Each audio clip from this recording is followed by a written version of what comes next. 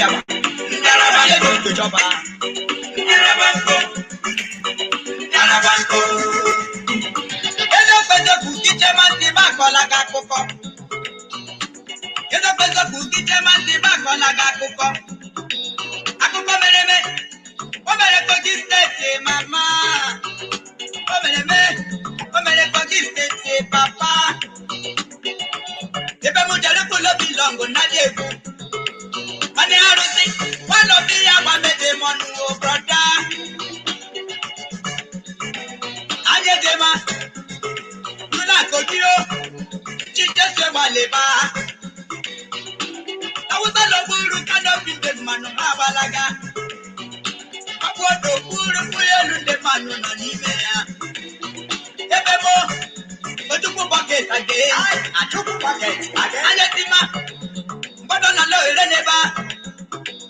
Abu amada kukanye shabru muneji nabiana. Awe yage melemo mama. Tango kumo. Achogu keruku brother onukala. Arabanko. Ebanye jina rose. Arabanko. Ebanye jaroda. Arabanko. Ebanye jamunko. Arabanko. Ebanye jina munko. Arabanko. Tekena pepe. Arabanko. Taxi thy rivals. Arabanko. Dampo thy rivals. Arabanko. Wakada pepo. Arabanko. Ufotu jaroda. Arabanko. Mumwe beti mpere. Arabanko. Ufotu jaroso. Arabanko. Eyi beti maroda. Arabanko. Tekena pepe. Arabanko. Ayla chigi. Ayla kutuku. Kame. Chigi. Asumwepe.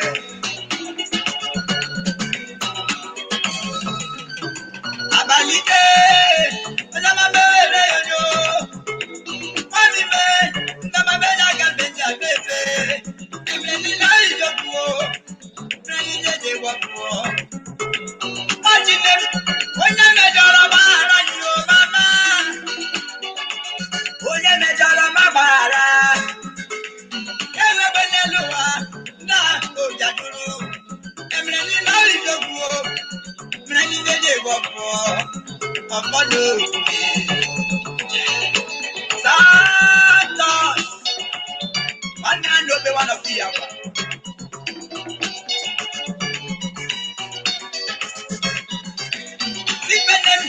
Some better one in the baby. Papa, what is my better? CEO International Gospel alias Babalika. Women age, one of the other. I got red again, man. What five?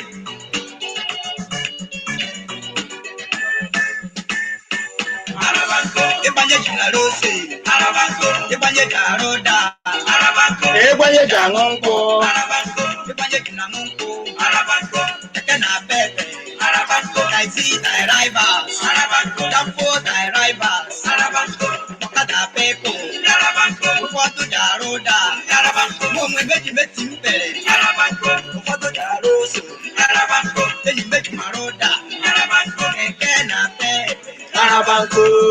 Odola urano hoba. Omunifa. Agabage aba. Say yoro.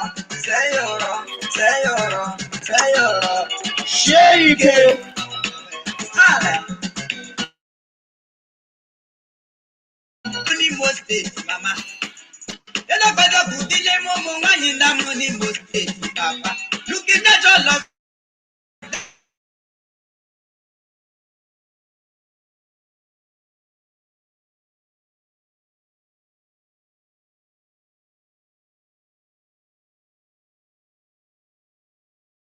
Gama, ayebemo, onamiti mebole, ewaje jagamba goboro, ewaje jagotita, ndaje jinagamba, ndaje jarose, eke na pepe, taxi the rivals, dampo the rivals, mokada pepo, mumi meki maroda, enyi, ijeti mpere, ewaje jinarose, Ochi jaroda, Ebanye Jinamunko,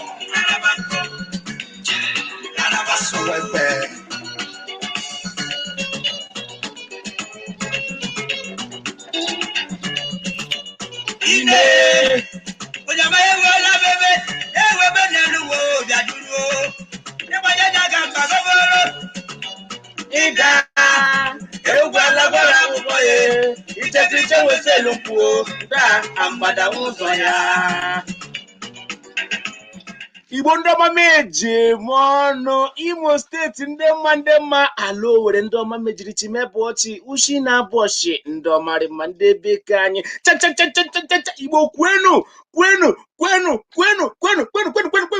kwezuonu yee ụmụ nwaanyị nọ n'ọkwa nga ore ọnọwa ego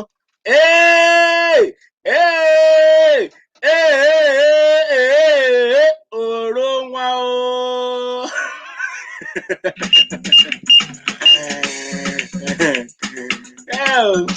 were bekee jiri ya nwayọ ị ga-asa ịkwakpu mme ọrị mma ụmụnne Chineke ji chọọ m mma n'ọrịkpa ole ịbụọla chi ebe ahụ ị nọ ihe ọma ebe ahụ ị nọ anya asụ ọma ebe ahụ ị nọ eleke mega ngwụcha izu ụka gị ke gara aga ọ gakwuru ọfụma nwetakwuru onwe gị emekwala aka ọnụ ematakwanụ chi onye eji eme na mmanụ ụkwa onye eji eme na ị nwere ike imelụ ụwa ya abana gị uruwu ime na mmanụ ibe gị ihe n'ihi na ọ bụ onye mee na mmanụ he echi ile onye ahụ echikịtakwa ya emekwala ya akwa ịmara na achị ọkọkọma anụmanụ ya agbajima ukwu osisi ọkọkọmakwanụ mmanụ ya agbajima mmanụ ibe ya nwoke nyekwa na nwoke ibe ya nna jide na mechi ara makwara m ma bịakọdụọla gị kpa osiere ga-enyekwala m aka so elekwala inye na mmanụ aka dịka ha efuru ọhịa onye ahụ nwere ike ọ ga-echeki ayugbula ka mana echi bịa ọ ga-echeki ma ahụ ọ gbaela gị olu ma ahụ onye na gị ya echeke onye enye sola maka ngwa he na ohere kemi inye n'aka ọwụ gị dọlịta mmanụ onye ahụ na-arụ elu echi ịdakwa na onye ahụ enye na gị aka ya bịakwadịcha ọ ga-adọlịta gị ya domagodu gị oge ị ga-anọ nọchigodo ama na-erikpu dịka ewuri rikwanụ kọmfọtebụl ịghọtalada ọgba ụwa na-arị onye enyere ya enye onye jikwa na-eme na ka ejikwa na-eme na mmanụ asị o chefuru ka ochie ka ọhụrụ emekwala ya ka anyị ga-anọ n'ihu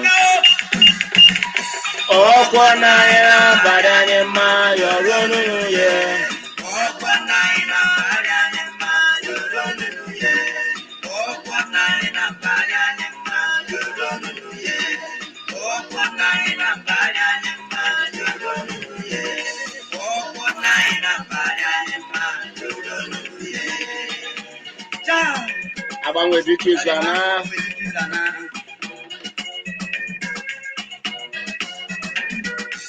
oge Samu na Chimo de Samu Mbakwe former governor of Imo State. ọrị mma ebe na bọọla ịnọ na akpa aka m shanaba agaghị na hụ omume anyị ma kọọla gị akụkọ ketawu Monde ahịa Nkwọ abalị 10 ke ọnwa asatọ ya wụ ọnwa Ọgọstụ afọ 2020 onye jikwa n'isi akọta aka kwa nwanne gị nwoke nwa gị nwoke enyi gị nwoke nwaanyị nwoke Maazị Uchehara Prince Chima the counselor that Owerri Pikin enwere otu ha ọma ị ga-eme na ma ọma ihe ị ga-eme na ọwụrịnị biko eji m Chineke nna bi n'eluigwe ọgọdọ ya eji apụ ala nakwa nwa ya wụ ndị anyị Jizọs Kraịst kewe onye Nazareti arịọga ga-arịdọchi gị biko shia akwala broadcast m n'ihi na ọrịa onye nwe anyị mkpa shia ya ka o rute ndị mmadụ n'aka ka nwe mara kpanụ shi ewo onye dịda Owerri Pikin nọkwanụ elu ụwa chenwekwa na oji ndị shi ụyọ abịaga rịda ị na-ashia ya Chineke a na-agọchikwa gị immediately wadala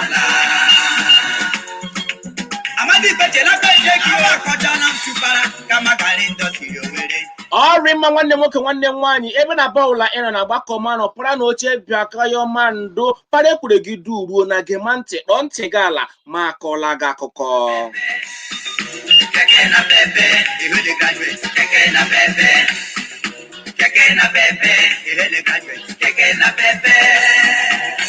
arụ rụa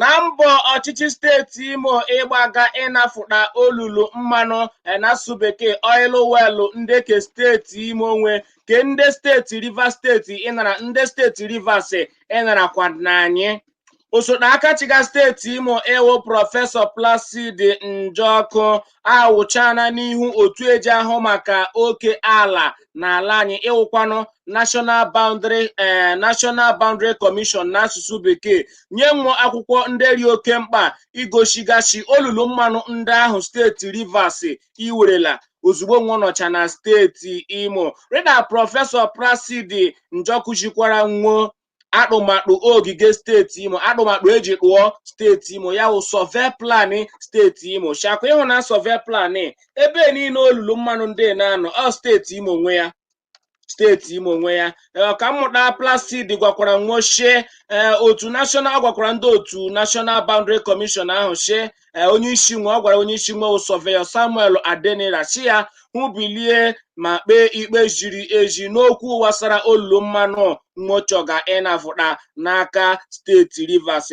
Prọfesọ Placid Njoku gwakwara nwochie agwanwe ahụ na kpande steeti Imo si akpaga ahụhụ chi olulu mmanụ ahụ ahụhụ naanị nọ na-enye na ndị steeti Imo aka na-eme anyị obiọma anyị ha eji ya na-emebekwanụ steeti anyị mana Rivers ahụ elela ahụ were chihụ biko ahụ oke ruru anyị n'ihi na ahụ na-ala anyị hụ na akpahụ nwo ya enyekwanụ nwo ya ka obiọma kpanwuo kemgbe aka chiga steeti Imo ewu Nda Hope Uzodimma gaa ugboro abụọ ọbara ọsa ya ahụ ga-anafụtacha steeti Rivers olulu mmanụ oyi welụ ndị ahụ nọ na steeti Imo nwo werela shahu kemgbe n'ihi na oke ala gochirichi onye welụ ndị ahụ nọ na steeti Imo. Hope Uzodimma chi gọvanọ ndekọ ọzọ chịrị steeti Imo nwa ahụ gbachara nkịtị hafuchi Rivers steeti hụ were hụ guruma mmanụ ririma chi olo anya ha ga-ịgba nkịtị n'ihi na ahụ oke rule anyị anaghị ejekwa na njem kpechi anafụta ya wụ oil welụ ndị Rivers ji anyị anụbekwanụ ụkpọrọ akachiga steeti Rivers ewunye som akwụsị alụmọgụ Wike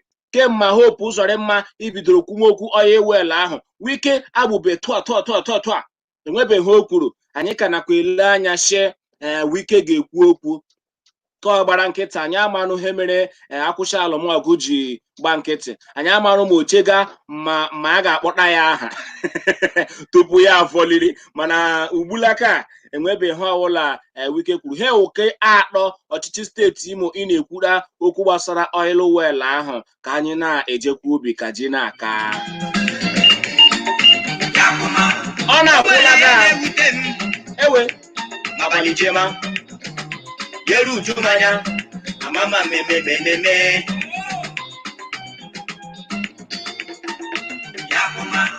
otu nwa n'ala Naija aga ahụtacha jee n'obodo Amerịka were akụ yọmlayo share message ya rushi share the broadcast biko share ya demanti onyere ndị mama onyere ndị papa otu ka ụwa n'ebe ibe ya toro okelakpu nwoke jem ihe agbara je tinye nke ya anwadadela azụcha ya alama obodo oyibo aha hụrụ ọnwụ o deberela na steeti Imo it has debredi ọchịchị steeti Imo ekwupụtala shi n'ime nnyocha nyochara ndị ọrụ sekọndịrị na steeti Imo yawu ka akpọrọ Imo State Universal Education Board yawu IMSUBEB Imo State Secondary Universal Basic Education Board ashihụ anwa ahụ chọpụtara shi he karịrị ndị ọrụ mmanụ 60 anwụ ha anwụọna mana nwoke na-eri ụgwọ ọnwa na steeti Imo ihe karịrị ndị ọrụ 60 over 60 IMSUBEB workers anwụ ha anwụọna mana aha nwoke nọkwa n'akwụkwọ eji akwụ ndị ọrụ ụgwọ yawu aka na ha eri ụgwọ ọnwa achịkwanụ mmanụ 40 ndị anọ ma hụ ọrụ enwe ma ọrụ nwa ọrụ ga chaka na ha erikwa ego rịta ndị nọkwa ọrụ ọnwa akwụkwọ akwụọ nwa ụgwọ ọrụ a sịkwana ihe karịrị mmanụ 60 ndị na-agafeela afọ eji ala ezumike nka asị 65 years ka eji ala retirement na steeti Imo chi nwere ndị karịrị 60 ndị karịrị 60 na-agafeela 65 years na steeti Imo shanwe hụ ka nọkwa na akwụkwọ eji akwụ ndị ọnwa ụgwọ nwa na-erikwa ụgwọ ọnwa na steeti Imo. Akachiga steeti Imo ịkwanụ Nda Hope Uzodimma aga ya ugboro abụọ kelekwara otu kọmitii ehimara imere nchọfụta ahụ kwekwanụ nkwachi ahụ enweghị ha ọbụla ịga akwụsị ya igbochafụ ndị niile iriga ụgwọ ọnwa na steeti Imo n'ụzọ na-ejighị eji chayahụ ga-ahụchi ewerela azịza zatụsacha ozugbo ndị niile iriga ego steeti Imo na ụzọ na-ejighị eji. Hope Uzodimma gakwara n'ihu gbaruo ihu kpa nwoke akpọ Collins Ohaneje ọkwanụ onye isi oche otu ndị penshọn ndị lara ezumike nka ihimara na steeti Imo ịhụchi akwụrụ ụgwọ nwụ akpọrọ ya chairman pension intervention committee na steeti Imo. Ayahụka ahụ jere DSS n'izuụka gara aga, DSS agwayachi ihe ememara ngagharị iwe nwụchi na steeti Imo fụọ ma ọwụkpa ahụ mgbe hụ jide ha ahụ ọzọ ga-ahụ mega ngagharị iwe ahụ ga-aka ha aka ahụ. Hope Uzodimma gbaruokwa n'ihu ji Collins ahụ eriela ụgwọ penshọn ya cheji hụkwa ya Collins ụgwọ chiri na mere o ji akpagharịga ndị mmanụ agagharịga n'aha ndị na-ejighị ụgwọ n'aha ndị na-akwụbe ụgwọ penshọn nwo na steeti Imo. Hope Uzodimma nọkwa nga ahụ rịọ ndị lara ezumike nka ndị ka enwetabe ego nwo ya rịọ nwa arịọ chinwo biko nwee na ya ndidi chayahụ ga-akwụcha nwa ụgwọ ya chanwehe ayahe gaghị ego nwo kama ya hụ hajigahe ka akpa ahụ ga-echi rịela nwo mma rịkwa na steeti mma ya ma ọ rịela anyị mma ọnwe Hope Uzodimma ya rịọ nwochi nwo nwee ndidi chayahụ ga-akwụ nwa ụgwọ nwo n'ihi na onye rụrụ ọrụ kwechiri ụgwọ ọrụ ya gachi nwo nwee na ya ndidi ayahụ ga-akwụ nwa ụgwọ ya.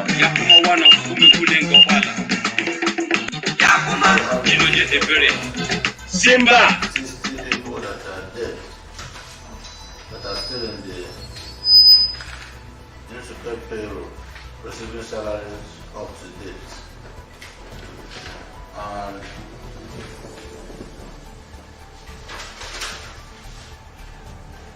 over 40-something people that have funded are no longer in service for a very long time. And 60-something persons that are over the age of 60, which is the retirement age,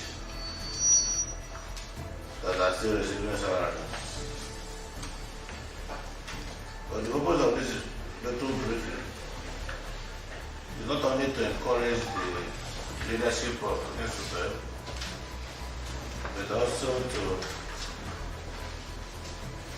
challenge other agencies and ministries of government to do the same thing.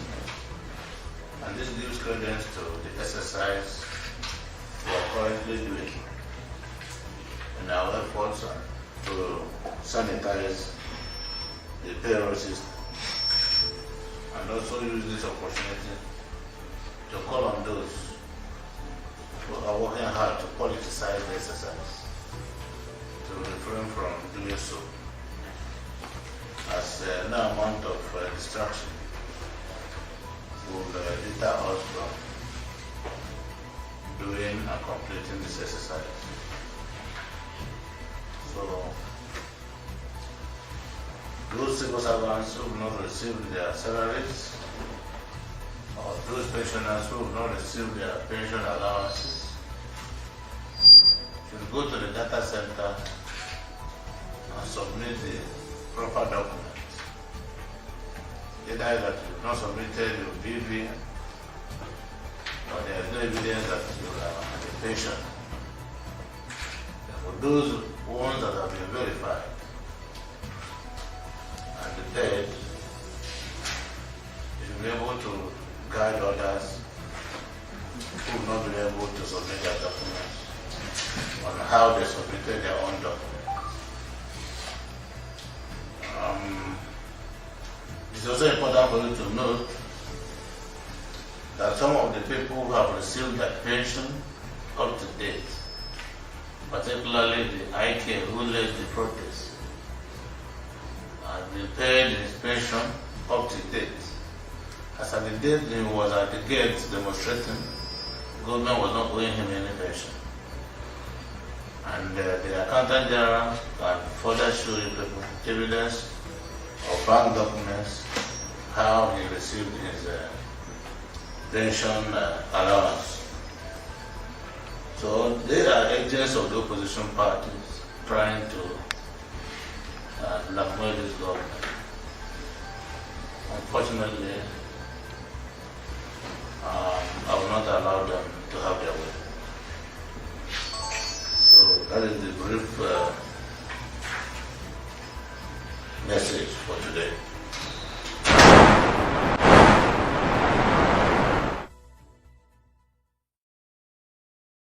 The governor has spoken. Onye ahụ mega protest ahụ ha akwụkwọla ha ụgwọ ha mana ndị opposition ya wụ ndị KPDP ahụ ndị idiga ndị ahụ Shinwobia na-eme ngagharị iwe na steeti Imo n'ọgịshana ndị nwụrụ anwụ na ndị esoghị ịnaga mana marakwanụ nwekwara na ọnwa gara aga enwere ndị ọgụfara aha nwụchiowu ndị rigo ego na steeti Imo ụfọdụ n'ime afọ ala ebe agara ụkwụ n'aka nwochi ahụrụkwara nwanya chi akpọrọ aha nwụọ dịka ndị riga ego na steeti Imo ha enwekwa kọbọ eji etikwa elu ego nwa ya wụkwa ka ahụ nwa eji erikwa mbụ chelekwa n'ebe nwa na shi eriga ya wee ego otu n'ime nwochi dị anya ahụ ga-apụfu ha ụlọ ikpe ya rụ ma ha abịa bịa rịọ ya arịrịọ ishi ayahuriga ego steeti Imo shayahu onye isi ụlọ akwụkwọ prịnsịpalụ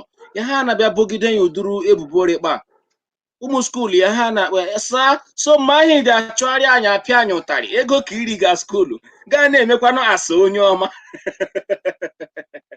ọ gbarara hope jirikwa ya nwayọọ ilekwa ndịrị ndụcha nwụọ ha nwụọ na ọsọ agba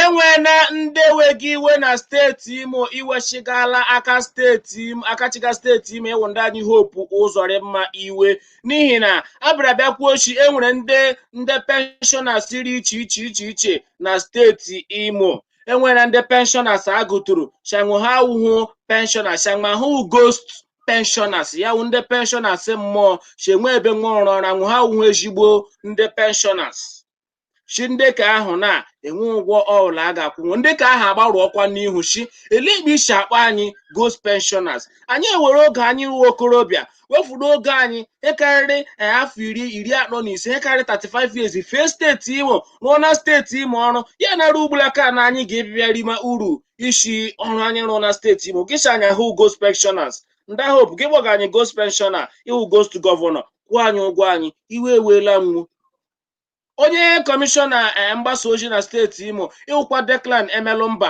asị ndị ahụ niile ahụ ndị Collins Ọhanaeje ahụ ijereje kuo hazie nwenwe ha na-eme ngagharị iwe hụ bịa ha ejejele ndị agadi nwoke ịnọ ime obodo enwe kpọrị nwarị hụbịa ha achọọla nwa ego ndị agadi nwoke ahụ ha ma ha enweghị ime nwe ha esoro ya jee na-eme ngagharị iwe chi ndị ka aha ahụ ghost pensioners ahụ enwe pensioners steeti Imo nnọwụ ndị ahụ chi oke ịkpọga na anyị ghost pensioners abi anyị aka ọrụ niile anyị rụchaa na steeti Imo gaa na-akpọ anyị ghost pensioners nsogbu anọ mbọchị nta anyị achụ Owere nshi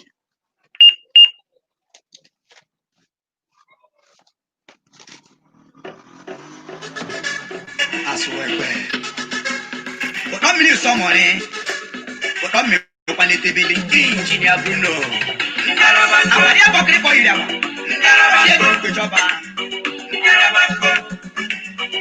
Arabanko ele pete ku ki je ma ti ba ko laga koko ele pete ku ki je ma ti ba ko laga dike Chiamaka elegbanu kewu it looks like his scream has finished. How can our governor's scream finish? Stop that nonsense. Udo we gole governor anyị aga-azụta food stop ọkwa ya don't affront my governor. Ọla edo akwụrụ ọdụkụrụ gị isi afọ maka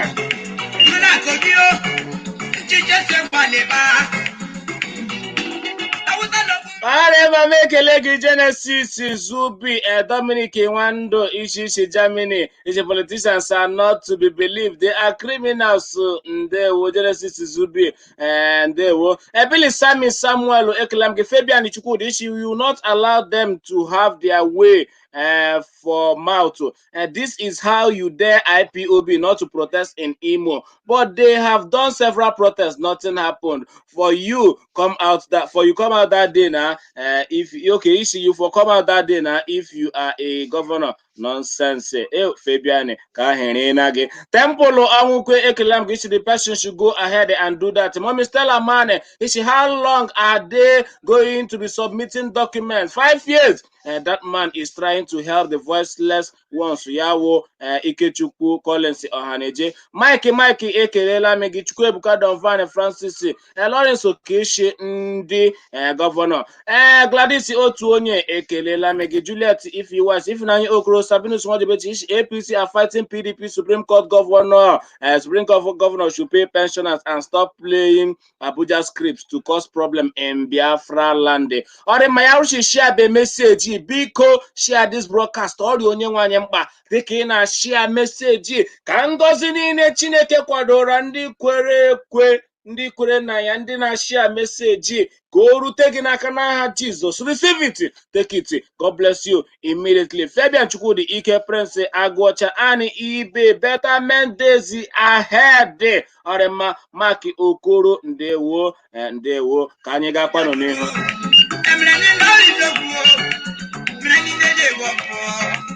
Ọfọlọgwụ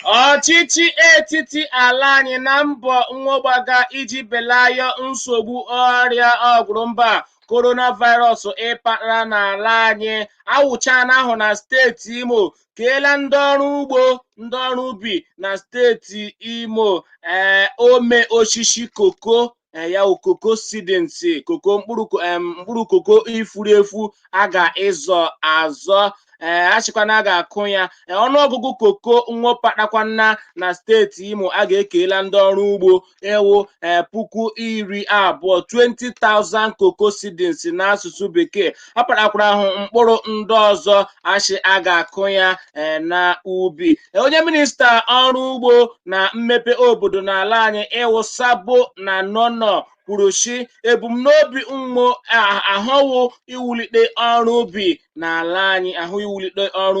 n'ala anyị ekerehu ome nkwụ seedings ya bụ mkpụrụ nkwụ kefurula efu ekerehu ome nkwụ ọnụọgụgụ ya nọ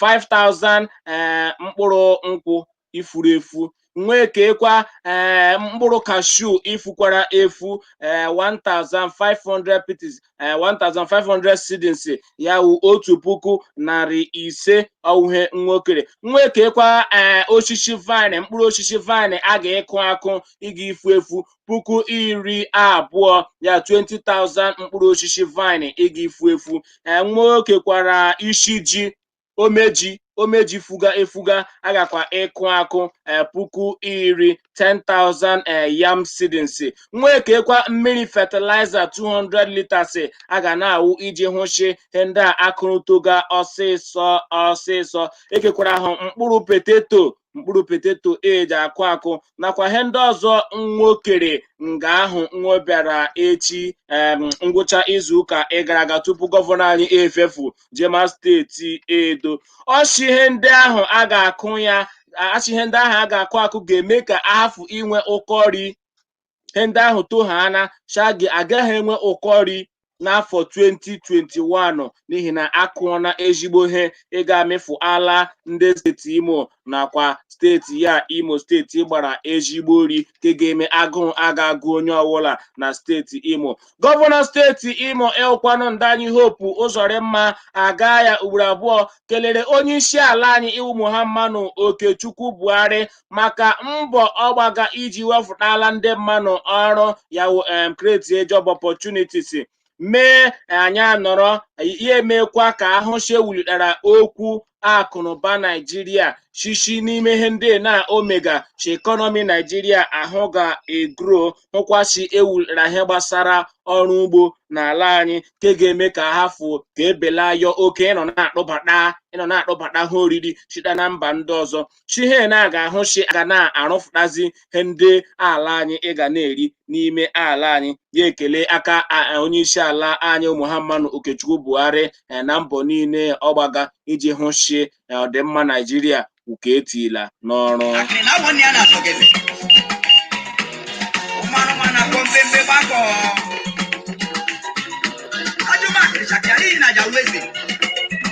Ma ekele gị Obiọma chi onye ọnụ Ifeko Izuchukwu Ọka Ekene onye ụwa Chibomba 1 ndewo abụọla m chi Uchenna ndewo Udo ndewo Oke ekelekwala m gị Ọnọja Ọkpanachi ekelekwala m gị Eze nwata n'osu ala Oke ndewo Simama Martins ya rela gị mma Oke nne m ndewo Ishi today is my taa o birthday go okay o birthday ka ị chọrọ ide ya rụ birthday happy birthday ya hụkwanụ birthday happy birthday in advance ọkwanụ ariazi ọcha otu ha ahụ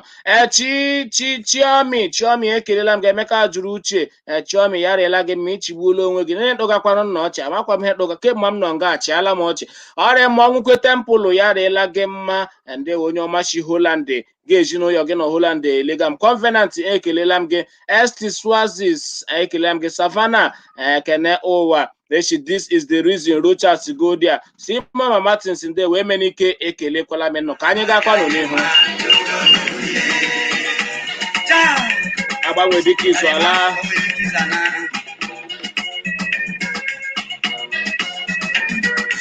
oge Samu na Chimo Nda Samu Mbakwe former governor of Imo State ye Samu Mbakwe oge Samu na Chimo ebata na Lowere Imo State webe Jagamba ebulula obi ke Samu shere labo amama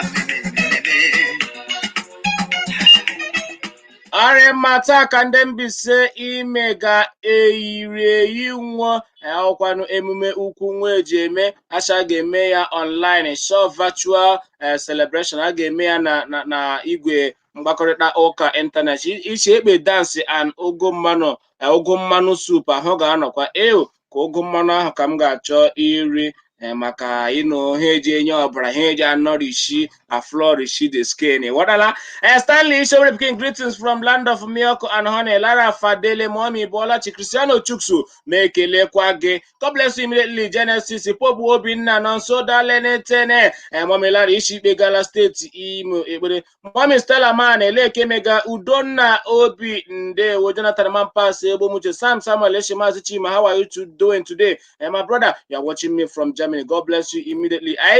IKB ndewo Linus Okoye Wizzy ndewo yarela nnọmma Ikonso Ifeanyi Dozie Anyanwụ Temple Onwukwe yarela nnọmma Patrick Nnanna Holmes this Supreme Court governor is just a fraud and with him Imo State is going nowhere and tell him if he should not play with Wike because Wike is a man and a governor. Hope is a boy.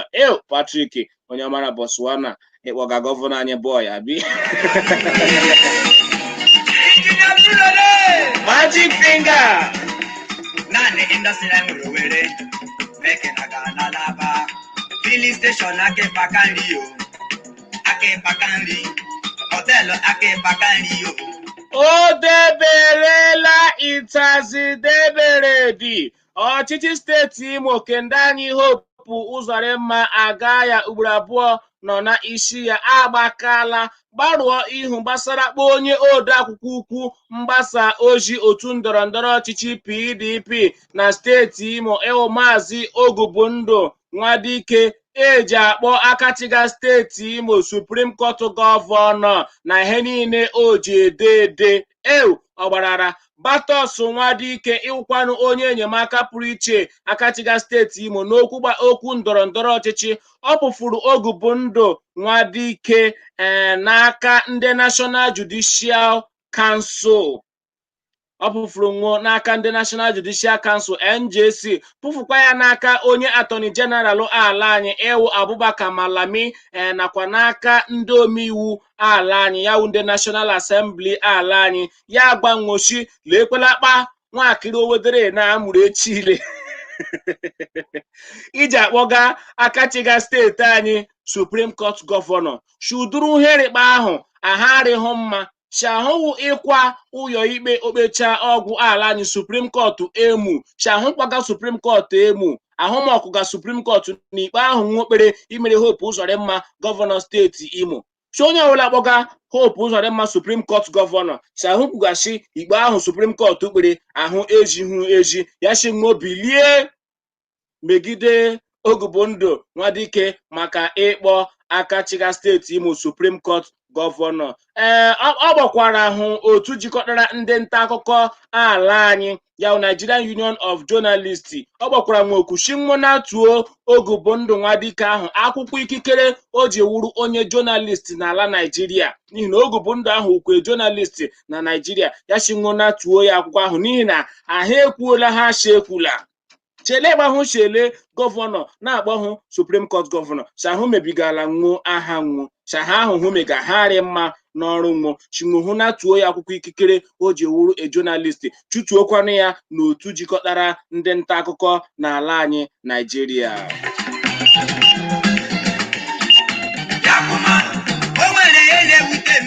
Mgbe Ogubundu Nwadike ịnụkwa na okwu ahụ ọ kpọrọ na akwụkwọ ahụ ọ gbara Ogubundu Nwadike achịgbuo onwe ya ọchị ya shi Batos Chikezie ahụghị onye ji eme ụzụ Batos Chikezie ahụwe noise maker ọhụ ọ kpọrọ ya ahụwu a noise maker shi okwu ahụ kwuga akwụkwọ ahụ gbara ha enweghị isi na ọdụ chudurakwa ahụ gbara ahụ eje nnajegwa ọha na eze jego ụwa niile shi eziokwu gọvanọ nwa ahụ Supreme Court gọvanọ shi gọvanọ steeti Imo ahụwu Supreme Court gọvanọ chachila ha awụhụ n'ahụ onye akpọga ha awụhụ aha ya hụ gị makwa ha ewere mkpeshi ruchie ntị na-agaji ụzọ na-agaji n'ihi na ọwụhụ aha ya mana agbọọla Supreme Court gọvanọ nwa abịabazemichi shi ya wụnụ ya fụranụ shi a na-agbaga hụwachi eziokwu aha ya wụnụ Supreme Court gọvanọ so Hope Uzodimma agbarụọla ihu na Supreme Court gọvanọ ahụ akpọga ya a na-amara shi ebe ọnwa April afọ enwere ndị akpọrọ otu jikọtara ndị okenye steeti Imo Elders Council ebilile hụchi onye ọbụla ga-agbakwa Akachịga steeti Imo Supreme Court gọvanọ shinwa onye ahụ ga-eti igo okwu n'otu trauza aka ndị ahụ mara na kwucha ya o mehụ izuụka abụọ Ambrose Nwagwugwu ịwụkwa na onye mkpuzi aka mgbasa ozi igwe ọyọrọ ọhụrụ na umidia otu ndọrọndọrọ ọchịchị PDP enwe kpochi mmemme kpọọ Supreme Court gọvanọ nwedize nga ahụ jide Ambrose Nwagwugwu jije ndị DSS ejide ya ọ nọkwara na-eju ya ikpe tupu oyi ikpe ahafụ Ambrose Nwagwugwu na ọnwa gara aga ọkpa ihe shiri ugbulaka na steeti Imo gọvanọ anyị nweghị iweshi akpọga ya Supreme Court gọvanọ ọgbarara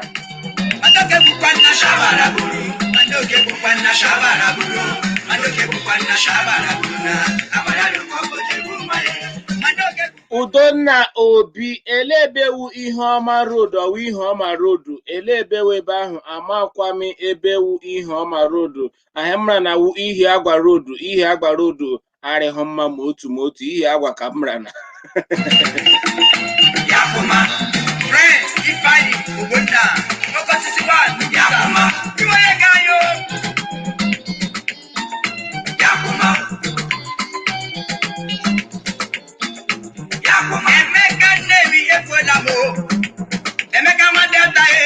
Emeka Ichimme Ole Ochonobos family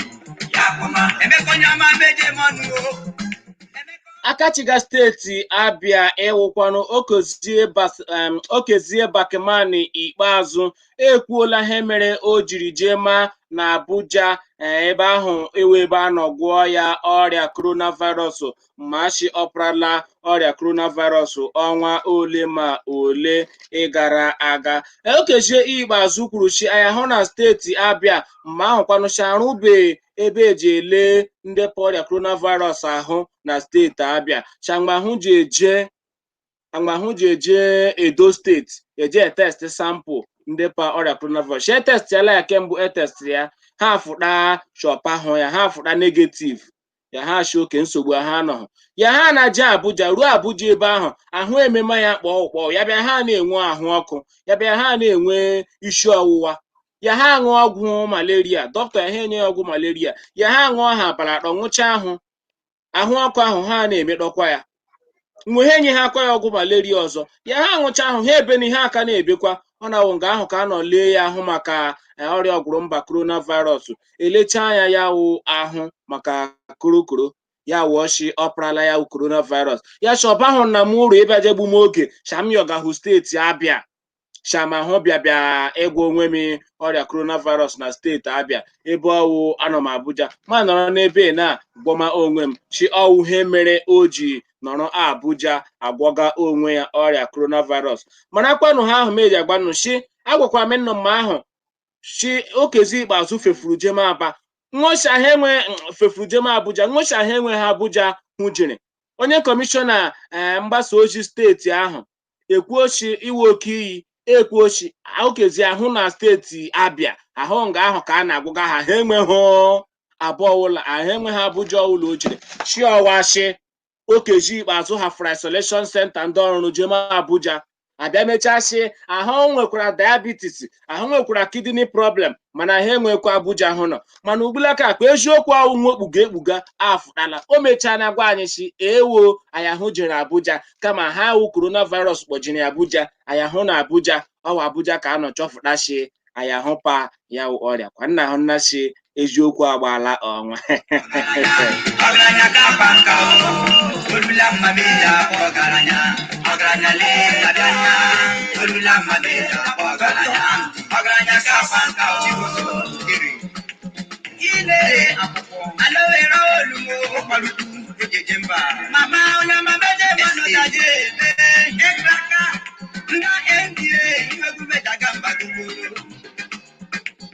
ọgaranya nọ na United States of America eje ayo alo were olu m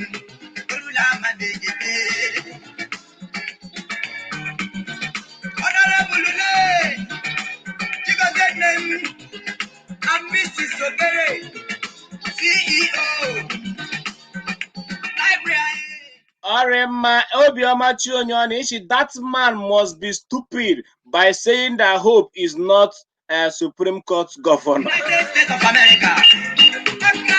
Awakwarara.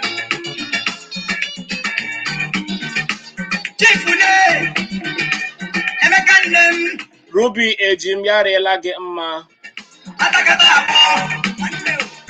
Onye isi otu jikọtara ndị ọrụ ahụike n'ala anyị n'asụsụ bekee Nigeria Medical Association ewekwanụ ọkammụta Innocent Ụja agbaruola ihu na ọgbaghara ahụ ịdapụtara n'etiti ndị dibịa bekee imega ntuliaka elu na steeti Enugu ngwụcha izuụka gara aga ka mere eji lụma ọgụ eji kụwama bọtụlụ merụma ndị mmanụ ahụ nga ndị otu jikọtara ndị ọrụ ahụike na steeti Enugu imega ntuliaka elu chinwụhọfụ ndị ndu nwo ịga na-achị nwo onye isi nwa ahụ ewekwana ọkammụta Innocent kwuru chi ha ahụghị ihere udiri agba ahụ nwekpara ahụghị ihere nye ndị ọrụ ahụike n'ala Naịjirịa kwuochi ndị ọrụ ahụike Enugu anwụhụ eme na ha ọjọọ chanwụ ha awụọla ndị ọrụ ahụike ndị dọkịtọs niile nọ na Naịjirịa chawụọla hụ nwala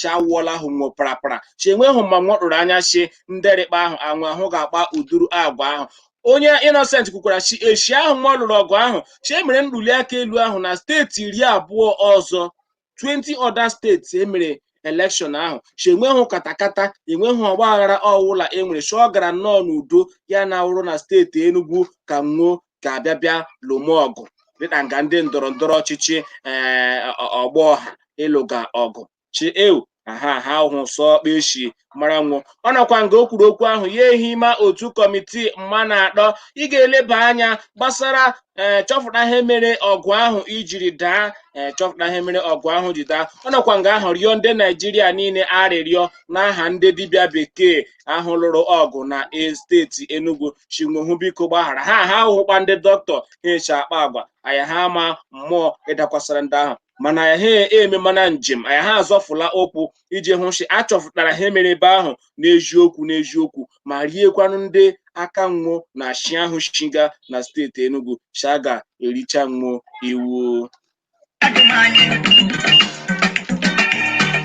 ọrịa ma Genesis Zubi ụzọ ọlụ Nnamanachi ọnwa gara aga ka akachiga steeti Imo ịkwụkwa ndị anyị Hope Uzodimma agaghị ugboro abụọ kwuru chi anya ha elela ọrụ ụzọ ọlụ nyefee ya n'aka ndị ọrụ ụzọ ndị ọcha iwu ịgba ama iwu Julius Berger chinwụrụọ ya wụ ụzọ nyekwa ụzọ kechi Owerri Jemokigwe nyekwa ya Julius Berger mana kemgbe ahụ ndị Imo steeti na-ajụgachi Julius Berger ke ọgụdị ndị goes to Julius Berger n'ihi na Imo steeti ihe niile na ghost mood ha na steeti Imo ghost mood ụzọ ghost road abịa pensioners ghost pensioners abịa workers ghost workers abịa ndị local government chairman kọtụ ahụ ghost local government chairman amekwa ndị mmadụ akpọkwa gọvanọ anyị ghost gọvanọ Shamol ahụ nọcha Abuja ahụ ghost gọvanọ so ọtụtụ ndị a na-achị Julius Berger anyị nyekwa n'ọrụ ụzọ Ọkigwe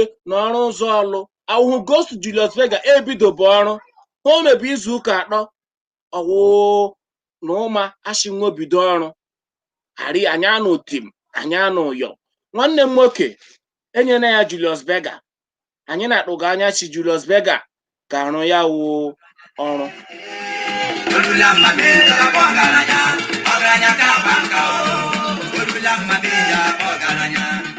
ya Rushi chefuru ishia broadcast kita biko were ohere na were nwa kpọmkpọmkpọm nọ na oge gị click on share ka anyị na-agakwa n'ihu n'ihi na akụkọ ka juru eju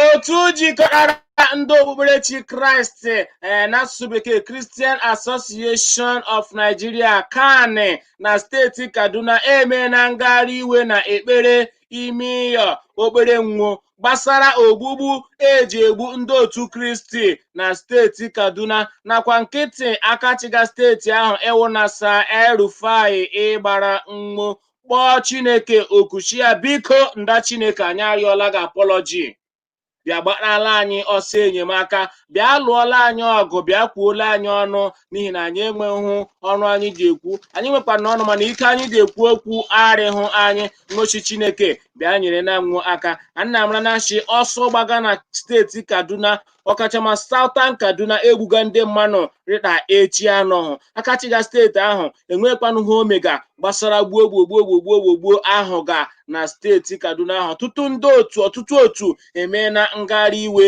na steeti Kaduna na-akpọ oku ka akwụsị oke gbuo ndị emega na steeti ahụ ndị Kristian emeni ekpere mere ha ezigbo ekpere chile mekwa internal protest na chọọchị si nwụ niile chi Chineke hụ biko bịa lụọla nwa ọgụ chanwohe enwe egbe anwohe enweghị mma nwoji alụ ọgụ chi Chineke bịa lụọla nwa ọgụ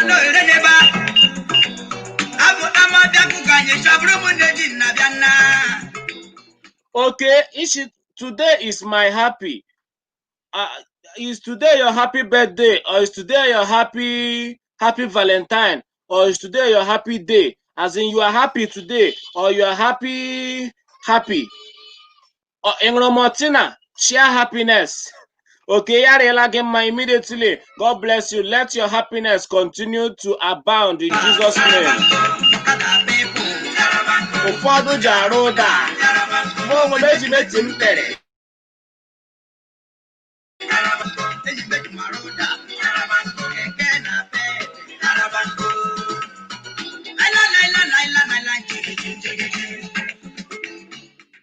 Alright, Manonja and Okwanda Ishowere became, please, what of road going to Mbise and Nahona Commissioner for Road? na Commissioner for Road, no. Onye ọbụla jụgacha ụzọ ebe kenwo n'ọjọkwa na mgbe ụzọ nnekedere. Ụzọ ka aha agadi ya gacha enu meji nnu emega nnekede.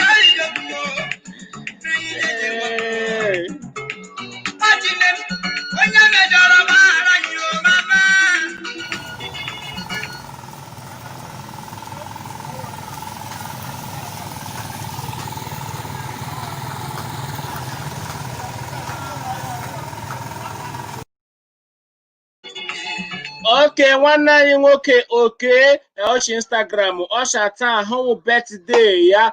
Okay, nwanne m, happy birthday to you. Happy birthday to you. Happy birthday, happy birthday, happy birthday to you. Okay, happy birthday to you. Mana enwekwa na kpọrọ shiga Buhari zago otu aha. Ọkwa Rochas nne gị werela aha gị jeje gụọ Buhari. Je kpọma ya Okechukwu.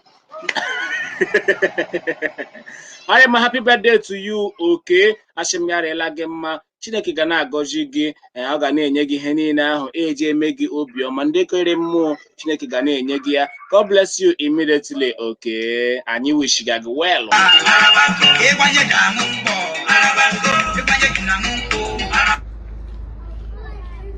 Ụzọ a na-ahụ na World Bank,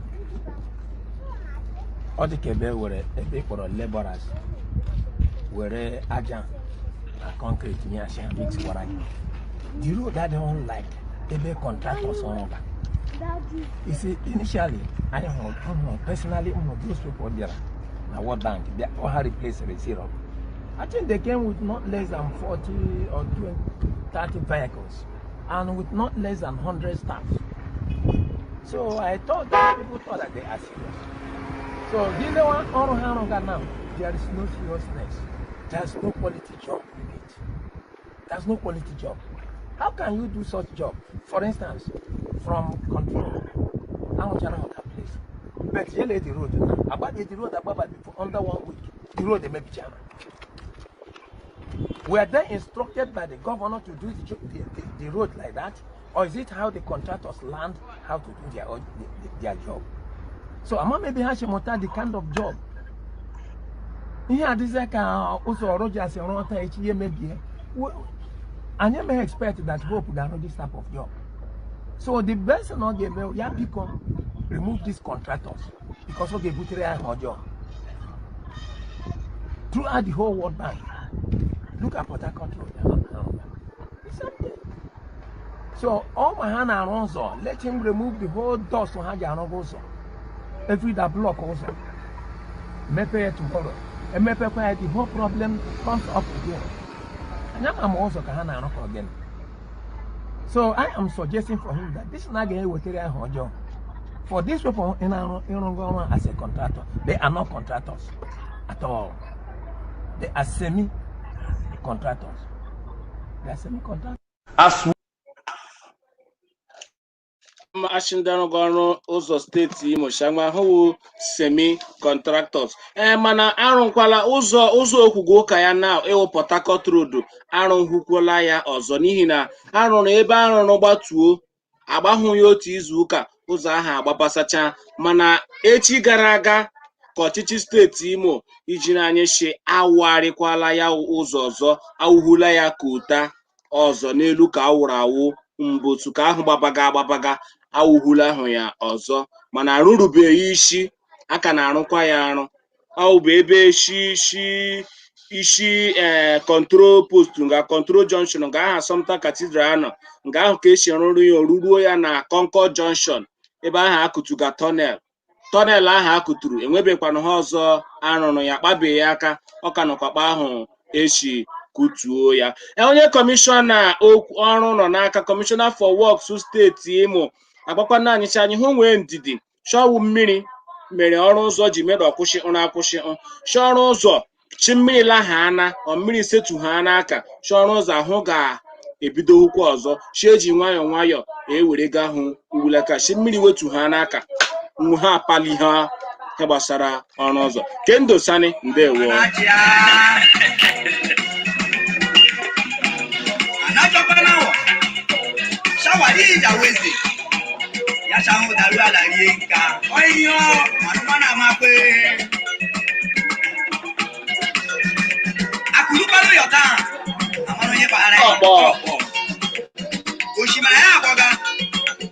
High Chief and Mrs.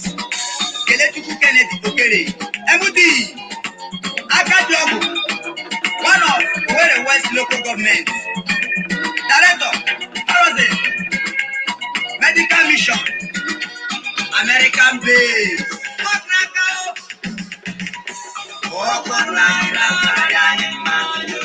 Aremandu Oji na steeti Ogun anwụchiena onye pastọ ụyọ okpere Church of the Lord ịnọ na Olomore Abiokuta, aha ya ọkwanụ Prọfet Ebenezer Ajigbotoluwa maka imerụ ma kpụmakwa ụmụnne abụọ kpụmara nwo ime. Ụmụnne abụọ ahụ otu rikwanụ afọ 14 13 years ebe ka ọzọ rikwanụ afọ 16 16 years. Ọrụ machara nwa abụọ ime chọọkwa ite nwo ya wụ afọ ime.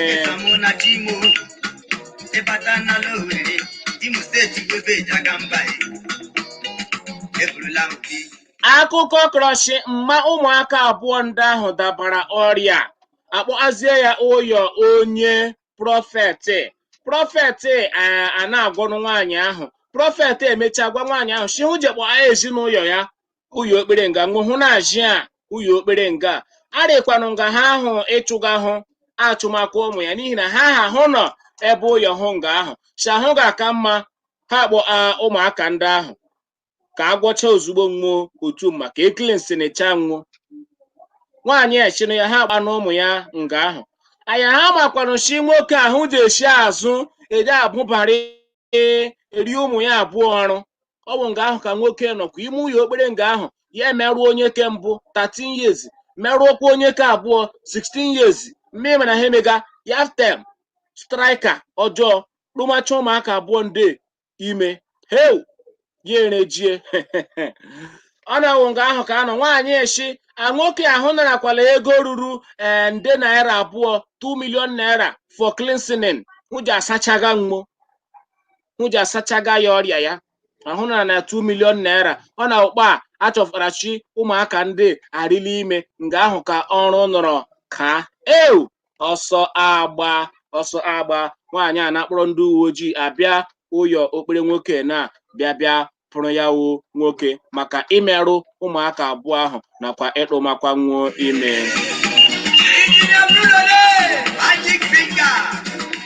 Naanị indọstrị nwere meke babalalaba filling station aka ịpaka nri họteelụ aka ịpaka nri ịmakwa ọgụtụ n'ala Igbo ịbanya bagula n'ọkụ.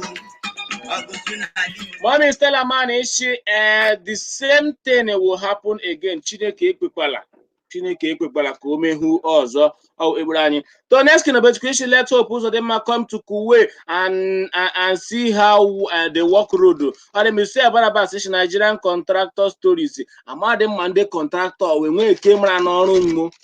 Maybe akwụcha nkwurikoshi hụ gọọmenti aka o mana akwụcha nwa ụgwọ nwa a na-arụ adịgboroja ya wa amụji ha ọrụ amụji ọwa onye bịa ya ehiwa kọntraktọ na amadị m ebe onye a ga-ebu ha ebu ọ gbakwara ara. Instead Barnabas Ishazo okay is this one pastor is as old as Toneski issue. What's wrong with all these Nigerian pastors? Lawrence say okay this pastor that impregnated 2 minors, it's not to be blamed, but their stupid mother who have 2 million and yet could not go to a very good hospital. Fabian Ichukwudishi, I think he is a native doctor. Ishi Wishi Brazil, Ishi Dozianyo, good morning, my brother. I love your work. Thank you, Ishi. Ifinayo Okoro, Lara Fadele, Ishi Odebrela, through Tritas Debredna, Ohaneku Bright, Ishi, this is not a pastor, please. This is a devil.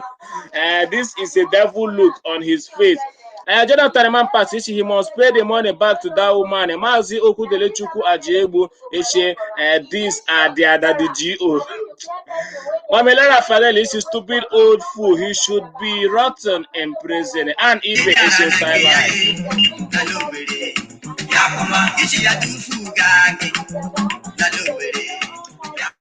Akachiga State Rivers ewukwanụ nwanne anyị nwoke Nyesom Akwụshalomọgụ Wike akụsuola onye isi oche otu ndọrọndọrọ ọchịchị APC ka a chụtụrụ achụtụ ewukwanụ Adams nwoke ajọ njọ akpa njọ Oshomole gbasara ka o ji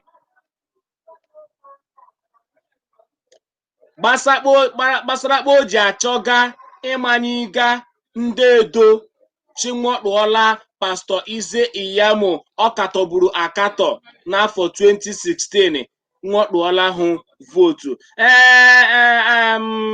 ele aha ya Akwụshalomọgụ kwuru shi ahụ nwekwana na kpọrị Oshomola ha ejeghị skuul he hụ Oshomola hụ mụrụ ọrụ ahụ ọrụ ka hụ mụrụ kpeji eje adụ akwa ha na-abịaba na-ekwuchi Obaseki ahụ nwere naanị 3 credits na skuulu hụ ma hụkwa onye ikwuru mgbosuchi mmanya hụ chịrị ọchịchị si ahụ Obaseki mere ya hụ ji nweta ọtụtụ ntụrụ ugo mere ya hụ ji rụọ ọrụ na steeti Edo ihe niile ndị ahụ ya hụrụ n'oge ya ahụ Obaseki nyere ya elu o ji rụọ ọhụ ya na-abịa ugbulaka na Oshomole ha na-abịa chi Obaseki ahụ na wa onye ọjọọ Ize Iyamo ahụ na wa onye ka mma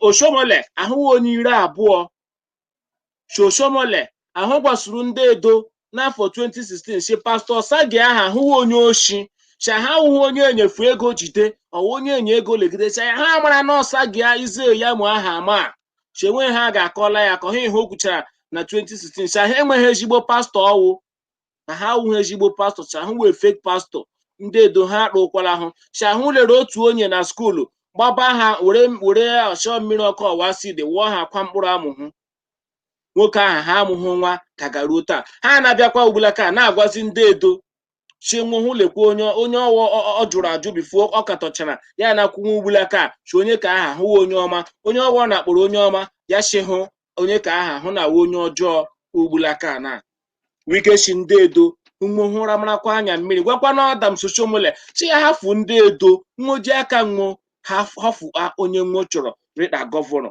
ha lema na ọkụ na steeti Edo ha lema na ọkụ na steeti Edo chi ihe niile eshiga na steeti Edo ugbulaka shahụ nwoke ajọ njọ Oshomole shahụ onye enyụga ihe niile ahụ ishiga na steeti Edo. To take a man who had 3 credits, according to Oshomole, than to take a fake pastor, than to take a man whom Oshomole said you cannot trust him with money. Of course, Edo people will prefer to have the man who had 3 credits than to go and support somebody who nearly killed his own fellow. In fact, not even killing. When you have made a man not to have children, that's killing. When you go and to kill other students as a cultist. So, Oshomole, and if you watch today's campaign, what did the candidates say? Candidates said nothing. All they win 18 local governments. Everybody spoke to tell you Oshomole, because of his inferiority complex, even talked more than, if you combine what people said by their timing, Oshomole spoke more than the man who's won the election did not say anything. So you can see the impunity. Oshomole is trying to tell Edo people whatever he decides in Edo, that's what's going to be. And it's an opportunity for Edo to say, no, your own has come to an end. You cannot continue this way. Whether the man had 3 credits or not, You are the man who said the man was a brain box. Then you cannot give us now the man you said was a cultist, named his fellow student, a man whom we cannot trust with money, and a man you referred to as a fake pastor. And you know, as Oshimole, you know him. Last time in the campaign 2016, he swore in the campaign, he said, in the name of God, in the name of God. He said so. Today again, in the campaign, he started calling about God. Said, we are not violent. Allow them to be violent. Now, how can he say they are not violent? When his own candidate, Izzy Yamo, was caught in a tape, arranging with cultists and kidnappers and thugs, when they refer to the lions and the tigers, that they should move from one unit to the other, as against the provisions of the Electoral Act. That in itself is to create violence. And then you are standing on the podium now to call God that people are not violent. But your candidate has said, we want to be violent by telling the thugs and cultists to move from one unit to the other unit. That in itself, you know it will cause violence. So, Edo people should understand that this so-called rhetoric of Oshimole, enough is enough. If he likes, he should wear khaki throughout his lifetime now. We have known him. This khaki came back now because of this election. While he was national chairman of the party, he was wearing safari. He was wearing safari suit, not khaki again. Now, because he's no longer a party chairman, he wants to make us believe that, oh, he's a comrade. He's not any comrade. He's not any comrade. So it is important that they have seen and they know that they cannot win a election. I will not tell you lie. Like I said, Bola Tinubu is one man I have great respect. So when I read the papers today about his comments, I was taken aback. I didn't want to believe that he was not. nna ahụ na-akpa o shiri kwuo ya wụ okwu ya onye so mgbike gbasara ihe mega na steeti Edo. O kwuru chi kampen ahụ nwa jere na Satọde, Oshimole ha ekweghị ụdị onye n'ịzọga gọvanọ, ha ekweghị ụdị hụpụ ụka. Oshimole ahụ na onye ikwuga ihe niile ya na me ọwụ Oshimole zọga gọvanọ ọwụ hụ afụkwanụ ndị Edo hụ ji aka nwụọ kpọrọ onye nwụọ chọrọ. Ị mara na ndị ebe ka anyị ji achị onye akara jikwa aka ya kpọrọ onye akamụ, arị kparụ ha akpa azụ ebo ya oke. Hara onye akara ya ji aka ya kpọrọ onye akamụ, arị ha akpa azụ ebo ya oke.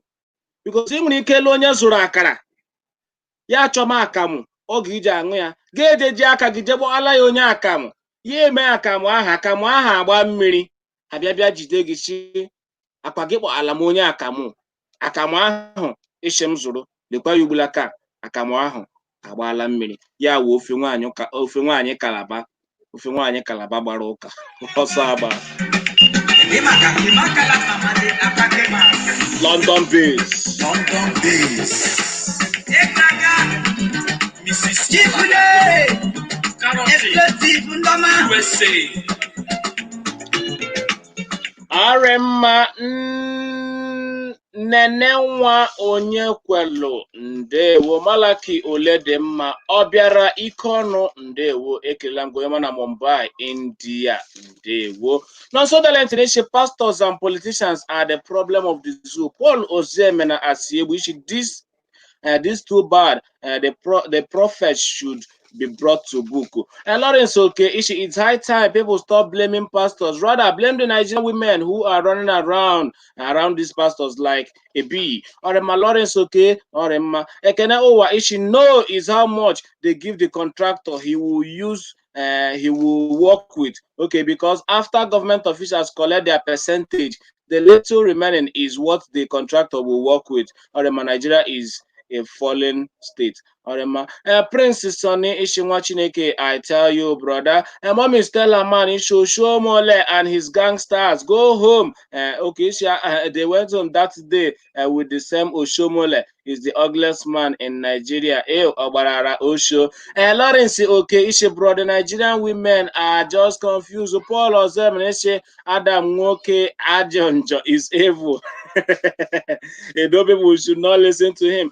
Anita Durisho King, good afternoon, Anita. Edibole Sabinu Sunwa JBC Ish Adams Onyoshi na Ole is the problem in Edo. He's a criminal that wants to remain Godfather forever. He is unreliable criminal that's supposed to be in prison. Stella Man Ishi Wike, we love you. You are the best by far. Billy Samo Isho Shomelebu Onye Oshi and Nenenwa Onye Kwalo Ndewo Ekele Kwaramge.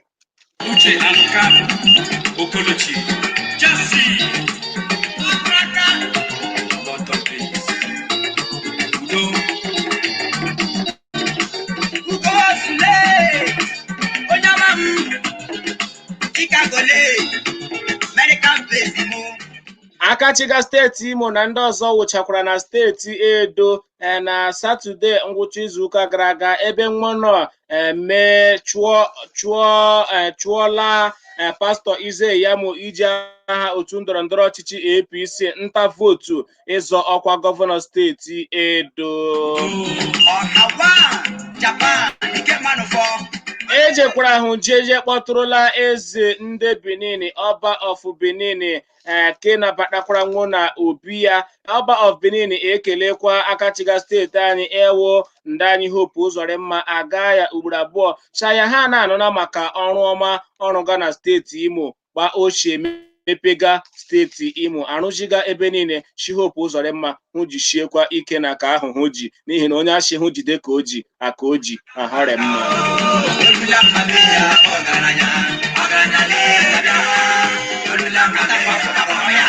Mana mmanwụ na ụzọ uche ya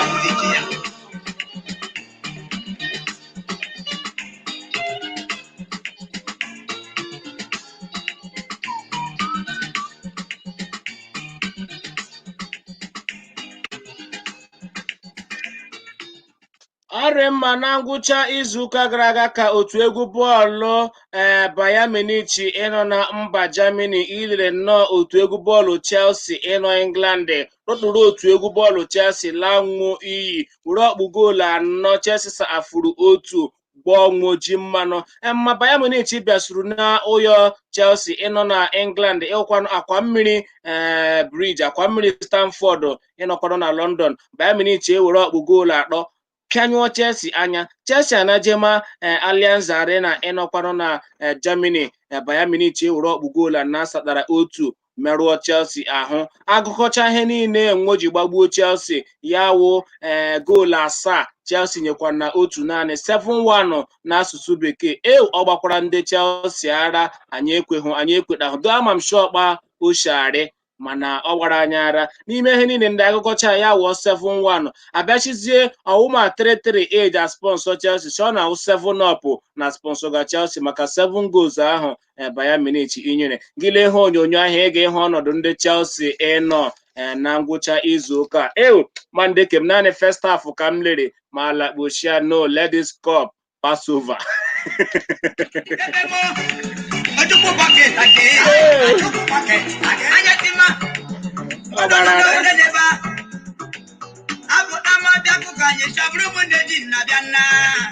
Otu egwu bọọlụ Barcelona akpụrụkwanụ otu egwu bọọlụ Napoli gbanwoji mmanụ were ọkpụ goolu 4 Napoli nyefuru naanị otu gbagbuo nwanna mara Shimambosu Barcelona ijere ebe eke Napoli agbara ha 1-1 nwa na-abịa ke Barcelona Lionel Messi ka agụ were ụzọ ahụ oshikwa eme ya gbanwoji mmanụ shimo gohome ọkpa ochiere na amamaka iko UEFA Champions League ahụ ihe chikwanụri ugbulaka na n'abalị 12 ke ọnwa Ọgọst ya 12 of August ka otu egwu bọọlụ Atalanta ị ga-anabata Paris Saint-Germain na oyonwu ebe otu egwu bọọlụ RP Leipzig ga-anabatakwanụ Atletico Madrid, ebe Barcelona ị ga-anabatakwanụ Bayern Munich na ọgba egwuregwu Nou Camp, ebe Manchester City ị ga-anabatakwanụ otu egwu bọọlụ Lyon na Etihad Stadium ịnọ na mba England.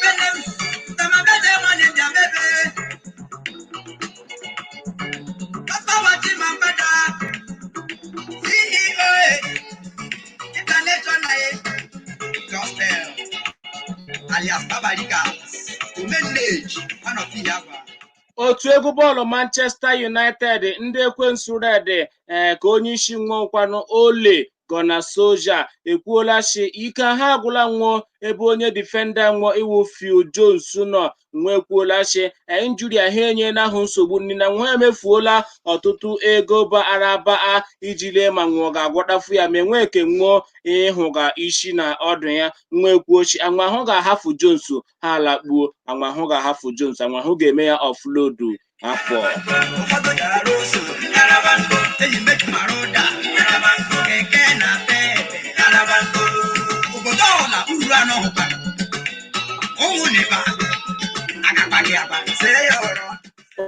Otu egwu bọọlụ Manchester United ka nakwa achụ Jadon Sancho ịwụkwana onye ji agbala otu egwu bọọlụ Borussia Dortmund achị ha nwụchọgakwa Jadon Sancho ahụ na-achọchikwa ya ike mana otu egwu bọọlụ ahụ shiga ọnwụ irechi nwo Jadon Sancho ego nwokwu ga-adabaga ahụ ma otu onye ji agbala otu egwu bọọlụ Bayer Leverkusen akpọ Kai Havertz ekwerela ya hụ ga-esoma otu egwu bọọlụ Chelsea n'afọ 5 5-year contract o kwerela shi ayahụ ga-ekwe isoma otu egwu bọọlụ Chelsea ịnọ na England. Onye ji akụ bọọlụ ama ewu Cristiano Shakazulu Odimbueme Ronaldo ekwuola shi ayahụ nwere ike shi otu egwu bọọlụ Juventus ịnọ na Italy ebe ọwụ otu egwu bọọlụ Paris Saint-Germain ịnọkwara na mba France nwega mmachi ebe ọ nọ ya shi ahụ nwere ike shi Juventus jema Paris Saint-Germain si na-agba ke 2020-2021 season bịaga.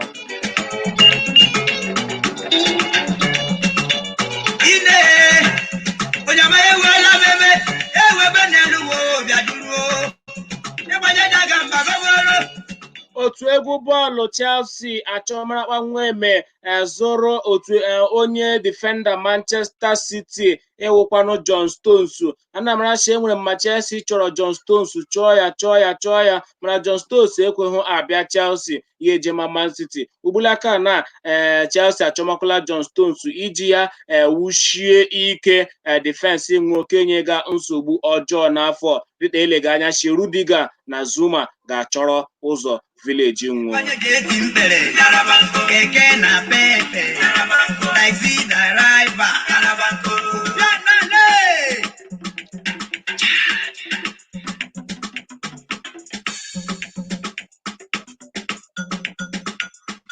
akụkọ akọgachi onye eji agbala onye eji enye na otu egwu bọọlụ Arsenal goolu ewo Alexandre Lacazette ya Lucozade boost Lacazette shi ọ chọọla ijema otu egwu bọọlụ Atletico Madrid mba ịnọ na mba Spain ọ sị ayahụ na chọrọ ije ebe ahụ.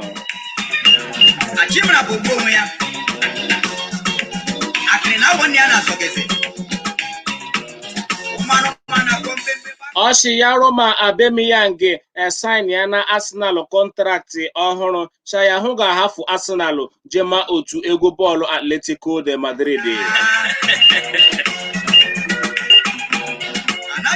onye eji agba bọọlụ ewu Edinson Cavani ekwurela Sayahụ ga-eje n'otu egwu bọọlụ Sporting Lisbon Benfica Yahụ ga-eje ebe ahụ jee nọrọ n'afọ 3 ya Yahụ ga-asaịn na-anwụ n'afọ 3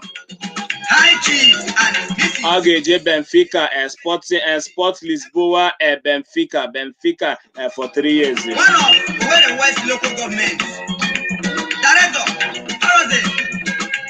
otu egwu bọọlụ Manchester United achọọla inye kipa nwụọ Sheffield United ewu Dean Henderson. Chelsea chọburu ịzụrụ nwụọ asị ha gahụ ebido wuliala ya ego eji akwụ ya chagahụ na-akwụ ya £60,000 a week. Achọrọ hụ ime ego ya increase n'ihi na kipa ahụ ebe ọ nọ loan na Sheffield United o mere ọfụma ebe ahụ. Obi yọrọ ndị Man U na agwa ya.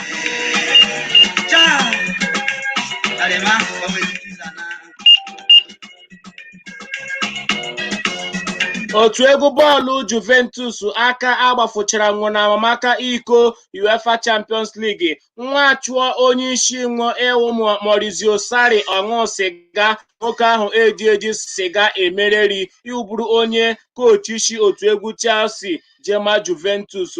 A chụfụrụ hụ Sarri maka Sarri akwalify hụ for quarter final UEFA Champions League. Sarri anashima nnọọ maka otu maachị m lụzuru ka nnukwu achụm ọrụ. Nwa chụọ ya ọrụ na-ejekpọ akwanụ onye kemgbe ịgbaburula nwa bọọlụ ewukwanụ Andrea Pirlo na awụkwanụ onye ukochi ndị Juventus ọhụrụ.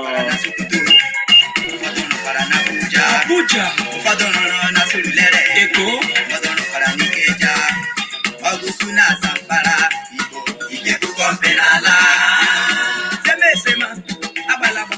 Otu egwu bọọlụ Liverpool ndị kepara iko mba England achọmarakpa nwochi azụ Ben White eji agbala otu egwu bọọlụ Brighton aka nwo hafụchara Dejan Lovren iwu onye jemara Zenit St. Petersburg n'ọnụ ego £11 million.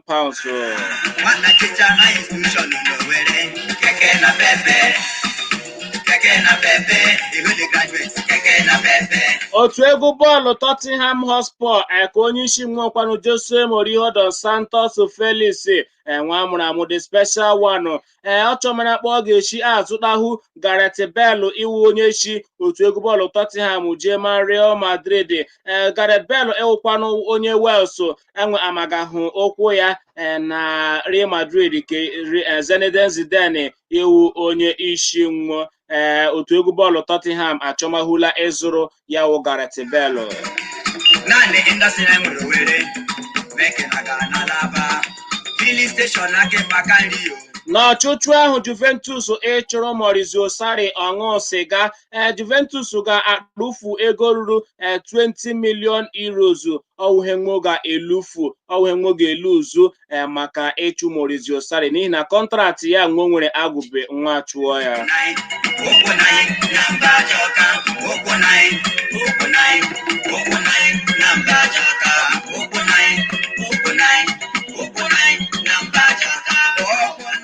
Onye ji agbala Chelsea bọọlụ ịnọkwanụ na AC Milan ewutemuo Bakayoko boy anyị wesịrị ego nga ahụ. O kwuola shi anya hụ ga-ekwe naka na AC Milan chọrọ ịchabi ego ya ego nweji akwụ ya ka nwodomakpọkwa ya na klọb ahụ. So ha ga na-erizi €6 million a season. Ọhụ jeri €6 million a season mana achị a ga-achatu ego ya ahụ. O kwerekwa nna ka achatuo ya ka o nwee ike laghachi hụ ya wụ otu egwu bọọlụ AC Milan n'ihi na ụzọ anọghị na ya na Chelsea.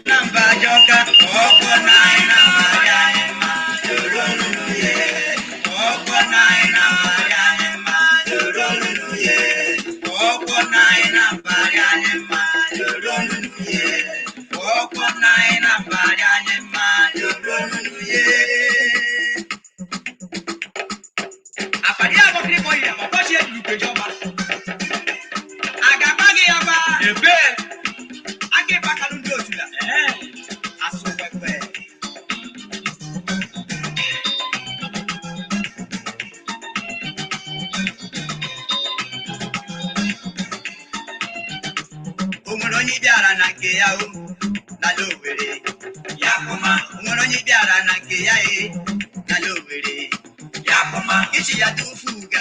Onye isi otu egwu bọọlụ Manchester United iwu Ole Gunnar Solskjaer okwuola si anyanwụ niile ahụ nọ ịpa iko UEFA Europa League chinwopa pahana ya ahụ ga-agbanwe echiche ndị eji agbala otu egwu bọọlụ Manchester United bọọlụ. Onwere onye ama n'ụzọ si na-abịanụ n'ala Owerri ya kụma emechọkwa anyị gada ala n'ala Owerri ya kụma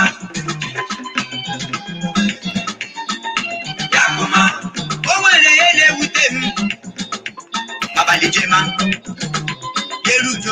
ọrị mma ụmụnne Chineke jiri chọọ m mma Igbo ndị ọmarị mma ka m ga-achịkọ anya na ha omume anyị makọọla gị akụkọ ke taa asị m onye anyị hụrụ taa ka anyị hụkwa ya echi ọhụrụ anyị akpahịrịhịrị ichikwụla ya la ekwora ya aja ewebere ugo ebere kechibe ebela nkwukwa akwa ya immediately achimichebirinum echi bịa ma ọ ga-eji nkeji 20 gafee elekere 11 rịda m ga-akwụla n'akụkọ ndị ọzọ ịgbara ọkpụrụkpụ na ahụ omume anyị ma akọọla gị akụkọ aha m ka ọkwa ha nwanne gị nwoke enyi gị nwoke Maazị Uchehara Prince Chima the counselor that Owerri Pikin biko onye ọla m mejọrọ onye ọla m akpọ ha aha ma ndị mkpụrụ aha ma ndị akpọ ha aha biko gbaghara nọ m echi ọzọ ma akpọhụ gị taa echi ọzọ agakwa m ga mkpọ ọwụshimagị ọchụgo ụbọ ọwụshimagị okoga ekoga ọkpa oshi jejere birthday gị bịamakwala ndụ gị chọọla sheme na gị birthday shout out ga-emekwa m amara wedding gị bịamakwa gị chọọ sheme ya announce ga-emekwa m amara